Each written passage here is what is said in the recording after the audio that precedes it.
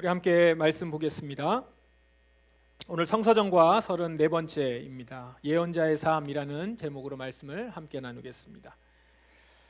우리는 계속해서 지금 마가복음 말씀을 보고 있습니다. 예수님의 소문이 점점 더 퍼지는 데까지 지금 이야기가 계속 진행되고 있죠. 예수님의 소문이 점점 모든 성으로 퍼져나가고 있었습니다. 그리고 이제 헤롯 왕에게까지 알려지게 되었습니다. 오늘 우리가 지금 성경 이야기를 통해서 보았는데요. 여기에 나오는 이 헤롯 왕은 로마가 임명한 왕이었습니다. 당시 이스라엘은 로마 속국이었기 때문에 헤롯은 로마가 임명한 왕 중에 한 명이었습니다. 헤롯 왕에게 예수에 관한 이런 소문들이 들립니다. 어떤 사람은 죽은 세례 요한이 다시 살아난 것이다 이렇게 말하고요. 또 어떤 사람은 하늘로 올라갔던 엘리야가 내려온 것이다 이렇게 얘기합니다. 또 다른 사람은 옛날 예언자와 똑같은 예언자다. 어쨌든 그 내용을 보면 예수님이 예언자 이상의 위대한 예언자의 모습을 보여준 것이죠. 근데 예수님의 소문을 들은 헤롯 왕은 이렇게 생각합니다. 내가 목을 잘라 죽인 요한이 살아났구나 이렇게 얘기합니다. 헤롯 왕이 왜 이렇게 얘기했을까요? 오늘 우리 성경 이야기를 통해서도 보았는데요. 본문 그 17절부터 보면 이렇게 생각하게 된 이유가 나오죠. 한 번 더 정리하겠습니다. 이전에 헤롯은 세례 요한을 감옥에 가뒀었습니다. 왜냐하면 헤롯이 동생의 아내 헤로디아를 자기 아내로 삼았기 때문이죠. 헤롯이나 헤로디아나 둘 다 이미 결혼한 상태였습니다. 그런데 헤롯이 권력을 이용해서 동생 아내를 빼앗은 것입니다. 이 일에 대해서 세례 요한이 공개적으로 비난을 합니다. 지적을 하죠. 죄를 지었다 지적을 합니다. 예언자 비난에 헤롯과 헤로디아 모두 화가 났습니다. 그런데 화가 더 많이 난 쪽은 어디냐면 헤로디아였습니다. 헤로디아는 요한을 매우 미워해서 죽이고 싶어 했죠. 반면에 헤롯은 그렇게까지는 할 수 없었습니다. 왜냐하면 헤롯은 요한이 의롭고 거룩한 사람이라는 것을 알고 그를 두려워했기 때문입니다. 그래서 요한의 말이 듣기는 괴로웠지만 맞는 말이라고 여긴 것이죠. 예언자의 말이라고 여겼던 것입니다. 그래서 헤롯은 요한을 죽이는 데까지는 하지 못하고 감옥에 가두는 것으로 조치를 취합니다. 그러나 헤로디아는 계속 기회를 엿보고 있었습니다. 기회만 되면 요한을 죽이려고 하고 있었던 겁니다. 실로 무서운 여자죠. 성경을 보면 악하고 무능한 지도자들 옆에 항상 악한 여자들이 있습니다. 북이스라엘의 무능하고 악한 왕 아합 있죠. 그 아합의 부인이 이세벨입니다. 이세벨이 대표적인 악녀였습니다. 예언자 엘리야를 끝까지 죽이려고 쫓았던 것도 아합이 아니라 이세벨이에요. 비슷하죠. 헤롯은 그래도 세례 요한을 두려워했고 그의 말을 귀 기울여 들었는데 그래서 감히 죽이는 데까지는 못하는데 이 헤로디아는 어떻게든 죽이려고 하거든요. 이세벨도 마찬가지입니다. 엘리야 예언자를 두려워하는데 아합 왕은 두려워하는데 이세벨은 끝까지 죽이려고 쫓아다니죠. 무능하고 악한 왕 옆에는 이렇게 악한 여자, 악한 부인이 있는 경우가 참 많은 것 같습니다. 성경만이 아니라 지금 우리 현실에서도 무능한 지도자와 악한 부인의 조합을 우리가 지금 경험하고 있지 않습니까? 헤로디아는 좋은 기회를 잡고 헤롯이 다른 결정을 할 수 없는 상황을 이용해서 요한을 죽입니다. 그게 오늘 마가복음 본문 뒷부분 이야기였고 성경 이야기를 통해서 우리가 본 내용이었죠. 이제 우리는 이 가운데서 중요한 사실 두 가지를 한번 보려고 합니다. 오늘 본문에서 우리는 두 가지 중요한 사실을 발견합니다. 첫 번째는 예언자는 핍박에도 불구하고 세상을 향해서 진리를 말한다는 것입니다. 이것은 예언자의 숙명과도 같은 거죠. 세례 요한은 자신이 헤롯의 죄를 지적하면 자신에게 어떤 일이 벌어질지 몰랐을까요? 알고 있었습니다. 헤로디아가 자기를 죽이려 할 거라는 예상도 했을 겁니다. 그럼에도 불구하고 세례 요한은 이 사람들의 죄를 여러 차례나 지적을 합니다. 왜 그렇습니까? 세례 요한은 자신이 누구인지를 알았기 때문입니다. 세례 요한은 자신이 하나님 나라가 오는 길을 준비하는 예언자임을 알고 있었던 겁니다. 굽은 길을 곧게 펴서 주님이 오실 길을 곧게 펴는 예언자. 세례 요한은 지금 예언자적 소임을 충실했던 것이죠. 그 예언자적 소임에 충실했던 것이죠. 자신의 안위를 고려하는 것은 하지 않고 어떤 핍박이 오더라도 개의치 않고 예언자라는 자신의 본분에 집중했던 겁니다. 그런데 여러분, 세례 요한이 지금 뭘 예언하다가 감옥에 갇힙니까? 예수 믿으라 이렇게 해서 갇혔습니까? 아니에요. 왕의 잘못을 지적해서 갇힌 겁니다. 말하자면 정치적인 발언을 한 거죠. 왕에 대해서 정치적인 발언을 해서 감옥에 갇히게 된 겁니다. 예언자의 사역의 범위는 단지 영혼 구원에 그치지 않습니다. 예수를 믿어라, 하나님을 믿어라 여기에 그치지 않고 세상의 영역에까지 포함되는 것이죠. 그 가운데 하나님의 옳음이 드러나지 못하면 그곳에서 하나님의 나라를 선포하고 외쳐야 되는 겁니다. 왜 그렇습니까? 하나님의 통치 자체가 우리 영혼과 교회 안에만 갇혀 있지 않고 온 세상까지 미치기 때문입니다. 오늘 본문에서 발견할 수 있는 또 하나의 사실이 있습니다. 그것은 세상은 진리를 말하는 예언자를 죽인다라는 겁니다. 세상은 예언자를 결코 환영하지 않습니다. 당시 유대 사회의 권력의 중심에는 헤롯과 헤로디아가 있었어요. 그런데 그 중심에 있던 헤로디아가 요한을 미워하고 죽이고 싶어 했어요. 왜 그렇습니까? 요한이 자기 죄를 들춰냈기 때문에. 세상은 죄를 지적하고 진리를 외치는 예언자를 가만히 두지 않습니다. 왜냐하면 진리를 말하는 예언자를 없애야 자신의 죄가 감춰지기 때문입니다. 세상은 압니다. 자기가 죄를 졌다는 걸요. 그 사실이 밝혀지는 것이 싫은 것뿐이에요. 그래서 그걸 감추고 속입니다. 사력을 다해서 진리가 들려지고 죄가 드러나는 것을 막으려고 합니다. 자, 예언자의 핍박에도 불구하고 세상을 향해 진리를 외친다는 사실, 세상은 진리를 외치는 예언자를 죽인다는 사실, 이 두 가지 사실이 오늘 구약 본문 아모스서에서도 잘 나타납니다. 우리 성서전과 본문을 읽으면서 잠시 보았는데요. 예언자 아모스는 북이스라엘의 죄를 지적한 예언자입니다. 그런데 그가 지적한 이스라엘의 죄가 나오는데 그걸 주목해 보십시오. 우리 금요일 날인가요? 우리 본문에서 보았던 말씀이죠. 이스라엘은 은을 받고 의로운 사람을 팔았으며 가난한 사람을 신발 한 켤레 값에 팔았습니다. 가난한 사람을 짓밟았고 연약한 자의 길을 굽게 했습니다. 아버지와 아들이 한 여자와 잠자리를 같이 했고 가난한 사람에게서 빼앗은 옷 위에 누웠습니다.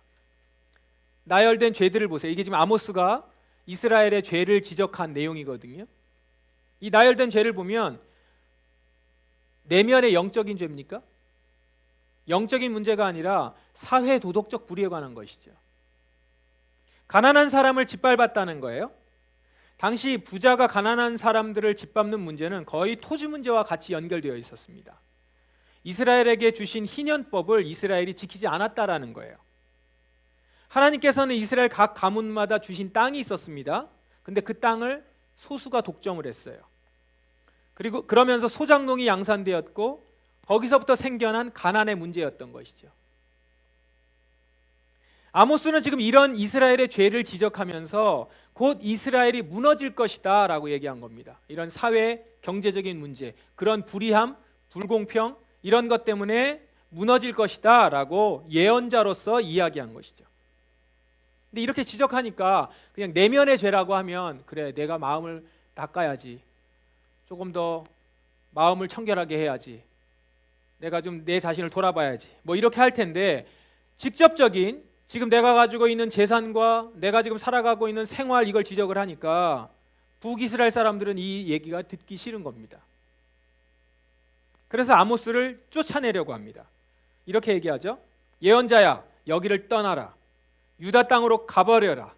거기에 가서 예언하면서 벌어먹고 살아라. 아모스는 남유다 사람이었어요. 지금 북이스라엘에 가서 예언을 한 건데 아모스는 남유다 사람이었습니다. 게다가 유다 시골에서 농사짓고 살던 사람이에요. 그런 사람이 지금 번성하고 있었던 북이스라엘에 와서 예언을 하는 거예요. 그러자 비꼬는 겁니다. 여기서 시끄럽게 하지 말고 니네 동네 가서 벌어먹고 살아. 이런 거죠. 결코 세상은 진리를 말하고 있는 예언자를 좋아하지 않습니다. 자신들의 죄가 드러나게 하는 진리가 들려지는 게 싫은 거죠. 여러분, 우리 모두는 예수를 믿고 거듭나서 이제는 하나님 나라를 위해 일하는 사명자들입니다. 지난주 말씀을 기억하십니까? 지난주는 우리는 전도자의 삶에 대해서 나눴습니다. 전도자의 삶. 성도는 모두 잃어버린 영혼들에게 예수님을 증거하는 복음 전도자의 사명을 가진 전도자라는 거예요. 동시에 예언자입니다. 성도는 불의한 세상을 향해서 하나님의 공의를 선포하는 예언자들로 부름받았다라는 것이죠. 전도자의 삶 그리고 예언자의 삶, 하나님 나라를 소유한 자들에게 주어진 두 가지 사명입니다. 이 두 사명은 분리할 수 있는 것이 아니에요. 어느 하나만 택할 수 있는 것이 아닙니다. 전도자는 예언자이고 예언자는 전도자의 삶을 사는 겁니다. 전도자의 삶과 예언자의 삶을 분리할 수 없는 것은 하나님의 통치는 우리의 영혼뿐만 아니라 우리가 살아가는 삶의 자리에까지 미치고 있기 때문입니다. 우리가 소유하고 있는 하나님 나라가 그래요. 우리가 소유하고 있는, 우리가 지금 살아가고 있는 하나님의 나라가 우리 영혼뿐만 아니라 우리의 삶의 자리, 실질적인 우리가 살아가고 있는 삶의 자리까지도 미치는 거란 말이죠. 이 교회에서뿐만 아니라 여러분의 삶의 자리에서, 이 주일만이 아니라 나머지 6일간의 모든 시간까지도 하나님의 나라의 통치가 우리에게 임한단 말입니다.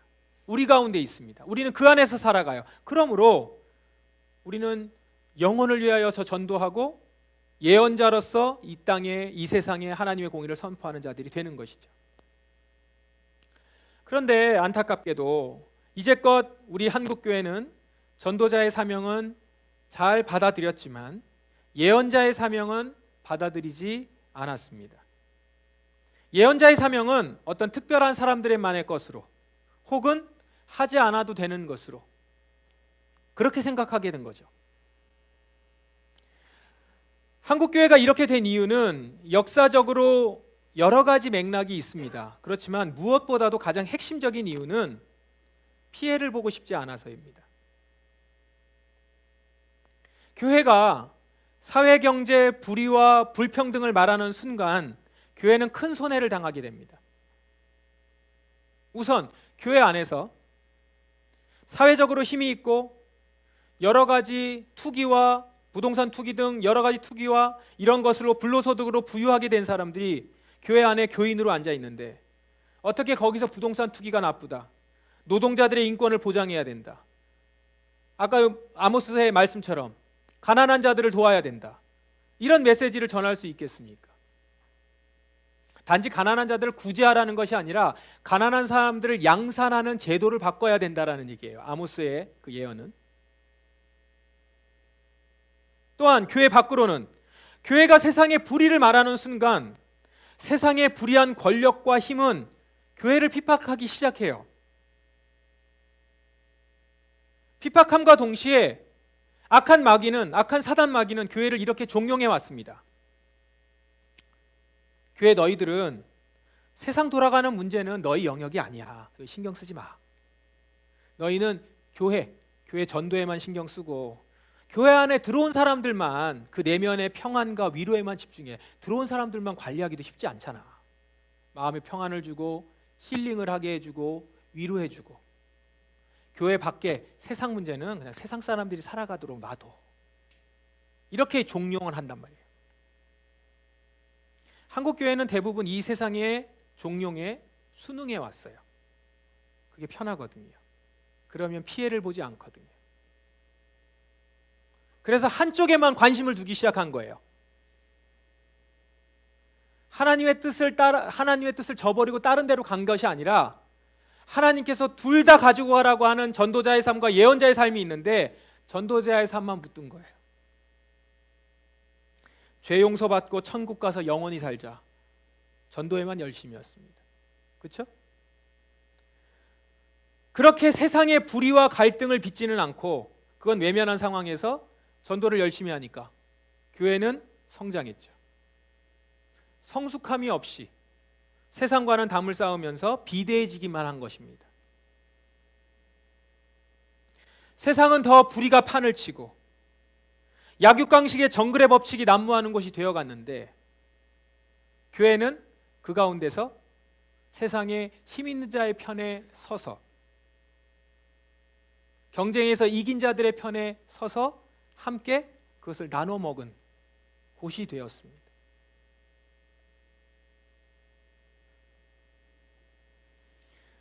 하지만 여러분, 진짜 교회는 예언자적 사명을 외면하지 않습니다.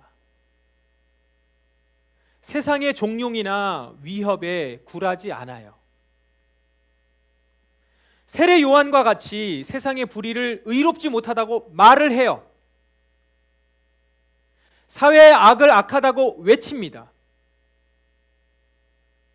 한 사람 한 사람 영혼에게 회개하라, 하나님 나라가 가까웠다면서 영혼 구원도 외치지만 불의한 일을 보았을 때 그것이 권력자의 불의라 할지라도 악한 것이면 외친단 말입니다. 이처럼 진짜 교회는 영적인 것과 물질적인 것으로 분리될 수 없음을 알아요. 영이신 하나님께서 이 물질 세계를 만드셨고 지금도 통치하고 계심을 믿습니다. 그거를 아는 교회는 영혼 구원뿐만 아니라 우리 삶의 실제적인 문제인 경제적 불의에 대해서도 말하지 않겠어요? 물질적인 문제는 영적인 접근 없이는 해결될 수 없고요. 영적인 문제는 실질적인 삶의 문제를 다루지 않고는 본질로 들어가지 못합니다. 따라서 진짜 교회, 예수님을 진짜 믿는 교회는 영혼 구원과 사회 정의를 동시에 외친다는 것이죠. 비록 그것으로 인해서 핍박과 불이익이 생기더라도 말입니다.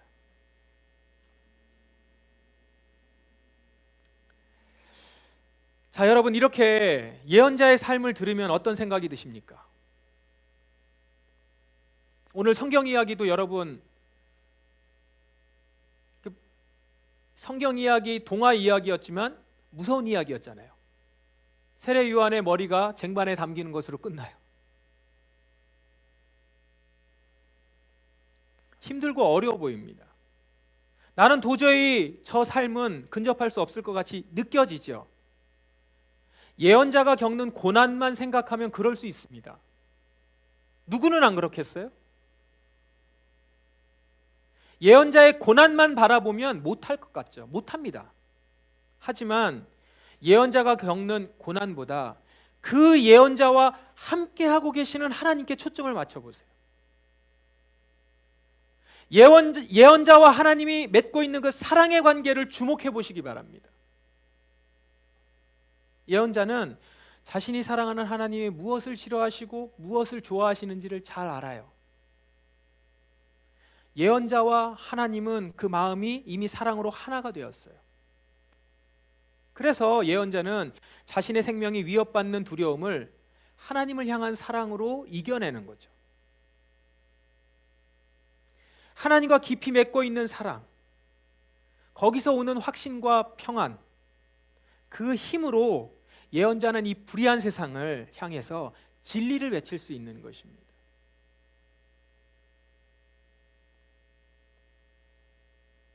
여러분은 하나님을 사랑하십니까? 여러분의 마음은 하나님을 향한 사랑으로 적셔져 있어요? 그 사랑으로 우리는 핍박 속에서도 하나님의 진리를 선포할 수 있는 것입니다. 내가 사랑하는 하나님이 가난하고 애통하는 사람들을 마음 아파하시는 것을 아는데 어떻게 내가 그걸 보고 가만히 있을 수 있어요? 하나님이 이 세상을 불의하게 만드시지 않았는데 이 세상을 우리 모두에게 공평하게 사랑과 평화로 살아가도록 주셨는데 그것을 한 사람이 독점하고 어느 악한 자들이 그것을 움켜쥐고 있다면, 그것을 바라보는 하나님이 그것을 보고 분노하고 계신다면 그것을 알고 그 하나님을 사랑하는 예언자가 그 사람이 어떻게 가만히 있을 수 있겠습니까? 이 사랑에 강권하여서 불의한 세상에 진리를 선포하게 되는 것이죠. 오늘 우리 성서정과에서 에베소서 본문을 읽었어요. 서신서 본문 1장이거든요. 에베소서 1장 3절부터 14절을 읽었습니다. 그 내용은요, 성부, 성자, 성령, 성삼위 하나님께서 이 세상을 향해서 행하신 일에 대한 바울의 찬양이에요. 그 찬양시입니다. 바울은 하나님께서 그리스도의 사랑 안에서 우리를 흠없는 거룩한 백성으로 선택하셨다 선언해요. 그리고 또 그때부터 하나님은 그리스도를 통해서 우리를 자녀 삼으시기로 작정하시고 이 일을 바라고 또 기뻐하셨다고 말합니다. 바울은 하나님이 자신을 어떻게 사랑하셨는지를 알아요. 그리고 그 하나님을 깊이 사랑하며 찬양을 막 올려드리는 거예요. 그게 앞에 서신서를 시작하자마자 인사말 잠깐 하고 찬양을 해요. 그런데 이 찬양이 3절부터 14절이라고 그랬죠? 이게 한 문장이에요. 원어로 보면. 우리 한글 성경은 다 끊어져 나와 있는데 이 마침표가 14절 끝에 하나 찍혔어요. 한 문장이에요. 그게. 어떤 신학자는 이걸 보면서, 이 본문을 보면서 바울이 하나님의 사랑을 찬양하고자 하는 그 열망이 너무 커서, 그걸 너무 표현하고 싶어서 마침표 하나 찍지 못하고 쭉 풀어냈다라고 얘기를 해요. 이 에베소 교인들에게 인사 끝나자마자 이 하나님을 이야기하고 싶어서, 이 하나님이 나에게 베풀어 주신 사랑을 말하고 싶어서 쭉 풀었다는 것이죠. 이렇게 하나님을 뜨겁게 사랑하고 있으니 사도 바울은 감옥에서도 어떤 핍박 상황에서도 복음의 비밀을 담대히 알리기 원한다라고 말할 수 있는 겁니다. 그가 불굴의 의지로 나는 고난일 때, 어려움이 있을 때, 그럴 때 더 힘이 나 라고 하는 그런 특유의 성격이 아니라 내게 주신 사랑이 너무 크고 그 하나님의 나라에 대한 열망이 너무 크고 그 하나님 나라가 왔을 때 이 땅에 이루어질 그 영광스러움을 알고 있기 때문에 내가 지금 감옥에 갇혔다고 해서, 내가 좀 어려움이 있다고 해서 뒤로 물러날 수 없다라는 거죠. 어떻게든 이거를 전해야겠다.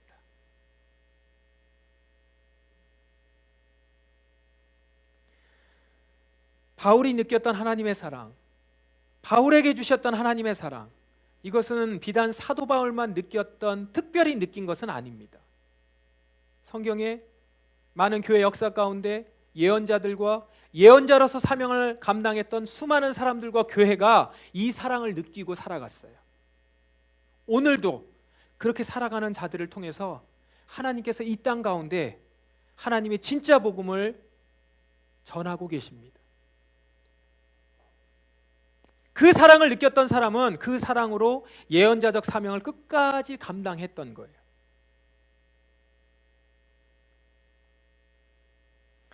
사랑하는 포도나무 성도 여러분, 하나님은 오늘 저와 여러분을 전도자일 뿐 아니라 예언자로 세우셨습니다. 우리 교회를 예언자적 사명을 감당할 교회로 세우셨습니다. 이 사명을 기억하십시다.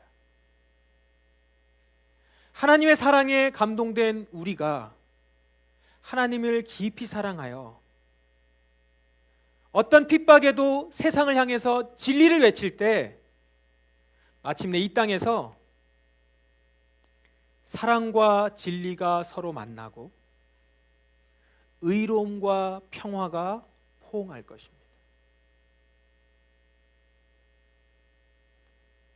여러분, 예언자로 살다가 이런 세상을 보게 될 때 얼마나 감격스럽겠어요. 그 하나님 나라를 외쳤는데 그 하나님 나라를 보게 될 때 진리가 사라진 것 같고 사랑이 저 멀리 있는 것 같은데 그 사랑과 진리가 서로 만나고 의로움이 보이지 않는 곳에, 평화가 없고 전쟁의 소문만이 가득한 곳에 의로움과 포옹이 포옹하는 것을 볼 때, 그것이 나의 외침과 나의 삶을 통하여서 그 일들이 한 편 한 편에서 일어나는 것을 볼 때 얼마나 감격스럽겠습니까? 여러분 모두 어느 때든지 혹은 장차 여러분이 예언자적 삶을 산 이후에 이 감격을 다 누릴 수 있기를 간절히 바랍니다. 하나님의 사랑 가운데서 나에게 맡겨주신 사명을 기억하며 하나님을 깊이 사랑하는 그 마음으로 이 땅 가운데 세상을 향해 핍박이 예상되나 그곳 가운데 진리를 외칠 수 있는, 그렇게 예언자적 사명을 감당할 수 있는 저와 여러분이 되기를 주님의 이름으로 축원합니다. 우리 같이 찬양하고 기도하겠습니다. 우리 내 마음의 주를 향한 사랑이 이 찬양 같이 하겠습니다. 찬양하고 우리 같이 기도하십시다.